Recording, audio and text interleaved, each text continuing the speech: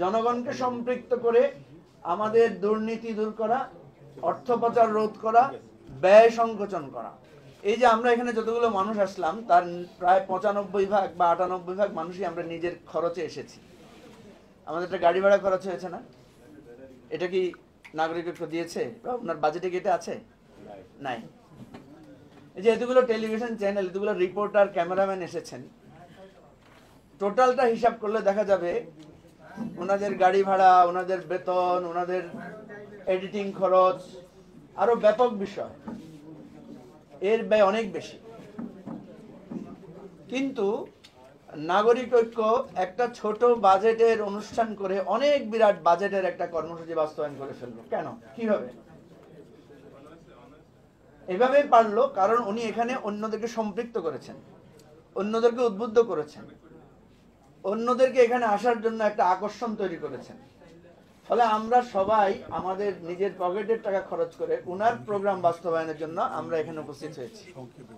এখানে আমরা আমাদের নিশ্চয়ই কারো না কারো কোনো স্বার্থ এখানে আমাদেরকে উদ্বুদ্ধ করেছে। তাহলে সরকারের উচিত হচ্ছে যখন সে একটা বাজেট দিবে, যেহেতু সরকারের পয়সা নাই, যেমন মান্না ভাই যদি আজকে অনেক বড় বাজেটের প্রোগ্রাম করতেন যে আমাদের সবাইকে আসার পরে একটা করে খাম দেয়া হবে, আমরা যে টক শোতে যাই যেভাবে আমাদের একটা খাম ধরিয়ে দেয়, তারপরে এখানে অনুষ্ঠান শেষ করার পরে কাচ্চি বিরিয়ানি পরিবেশন করা হবে, যাওয়ার সময় একটা করে ব্যাগে কিছু গিফট দেওয়া হবে, সেই সম্ভাবনা এখন শেষ হয়ে যায়। সেই সাইফুল ভাই বলছে এখনো সেই সম্ভাবনা আছে, একেবারেই নাই। এখন দেখেন এরকম একটা বাজেট করেও তো মান্না ভাই প্রোগ্রামটা করতে পারতেন।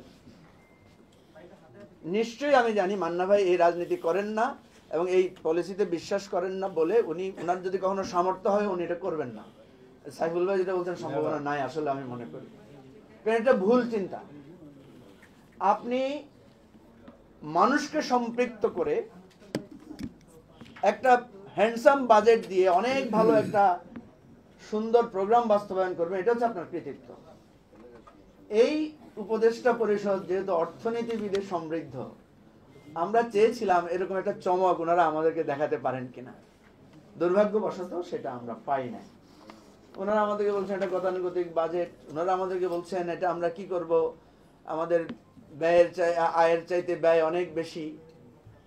দেখেন আমাদের এখানে যে দুর্নীতি হয়, লক্ষ কোটি টাকার দুর্নীতি হয়। আমাদের এখান থেকে যে পাচার হয়, লক্ষ কোটি টাকা পাচার হয়। তিনটা জিনিস, আমি অর্থনীতিবিদ নই কিন্তু আমরা সবাই তো একটা বাজেট দিয়ে সংসার চালাই, যার অফিস আছে সে অফিস চালায়। আমার ব্যবসা যখন লাটে উঠে আমি কি করি, আমি আমার অফিসটাকে ছোট করে ফেলি, আমি কর্মচারী কমিয়ে ফেলি, আমি চা নাস্তার খরচ কমিয়ে ফেলি। এইভাবে আমরা বাজেটকে কাটছাট করি, অর্থাৎ আমার আয়ের সাথে ব্যয়ের একটা মিল রেখে আমি আমার বাজেটকে ঠিক করি। কিন্তু আমাদের দেশে অনবরত ঋণ নির্ভর, ঘাটতি নির্ভর বাজেট করেই যাচ্ছে শুধু জনপ্রিয়তার জন্য। এবং সেই বাজেট যে কত খারাপ তার একটা উদাহরণ হচ্ছে এবারে সরকার 5টা মন্ত্রণালয় থেকে 46,000 কোটি টাকা শুধু সেখান থেকে তারা বাঁচিয়ে তারা আমাদের পুরো একটা জ্বালানি খাতের ঋণ পরিশোধ করেছে। শুনেছেন না আপনারা সবাই?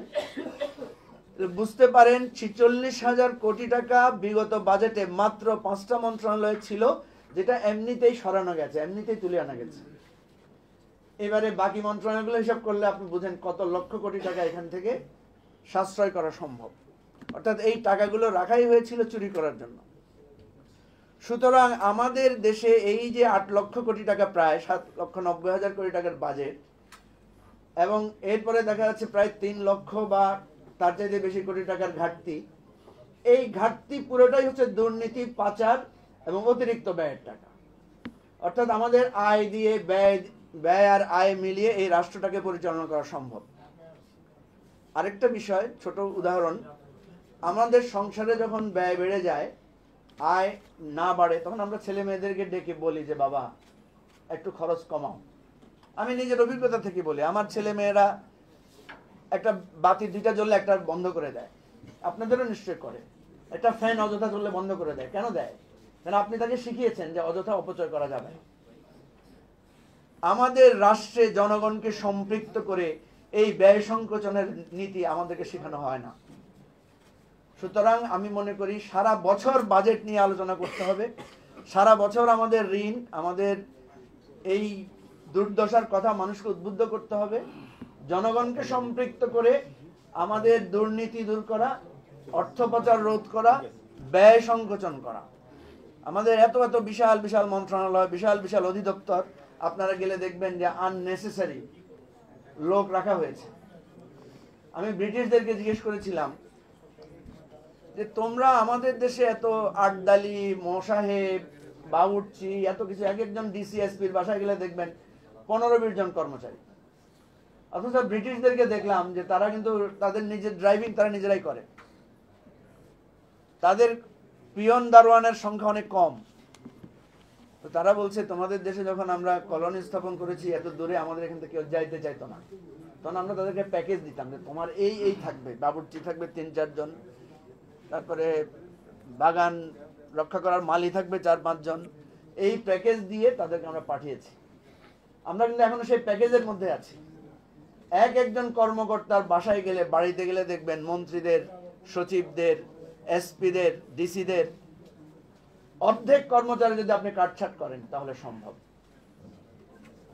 আর করোনা তো আমাদেরকে শিখিয়ে গেছে যে নিজে নিজেও আমরা বাঁচতে পারি চাইলে, বিপদে পড়লে। তো 1 বছরের বা 2 বছরের জন্য যে লকডাউন দেওয়া হয়েছিল, যেভাবে বাংলাদেশের এই দুর্দশা, যে অর্থনৈতিক সংকট, এটা দূর করার জন্য জাতিকে একসাথে উদ্বুদ্ধ করে 2 বছরের আমাদের একটা সিরিয়াস কর্মসূচি দিলেই তো হয়ে যায়। যে জনগণকে বললেন যে এখন আমাদেরকে অল্প খায়া, অল্প করে, অল্প দিয়ে চলতে হবে, তাইলে তো আমাদের অনেক কিছু সাশ্রয় করা সম্ভব। এই ধরনের একটা বিপ্লবী বাজেট ছাড়া আমাদের দেশকে কখনো একটা স্বয়ং সম্পূর্ণ এবং স্বনির্ভর বাজেটের জায়গায় আনা সম্ভব না। তো এটা পাশে সালাউদ্দিন ভাই আছেন, যদি উনি কিছুটা এখান থেকে উদ্বুদ্ধ হন, চিন্তা করেন, স্বপ্ন দেখেন। আর আশেপাশে তো মান্না ভাই, সাইফুল ভাই আছেন, ওনারাও যদি কখনো ভবিষ্যতে সরকারে যান, আর আমরা যদি বিরোধী দলে থাকি, তাইলে আমরা ইনশাআল্লাহ, তাইলে আমরা এই একটা ভবিষ্যতে একটা ভালো বাজেট, একটা ভালো রাষ্ট্র আমরা দেখার স্বপ্ন দেখি।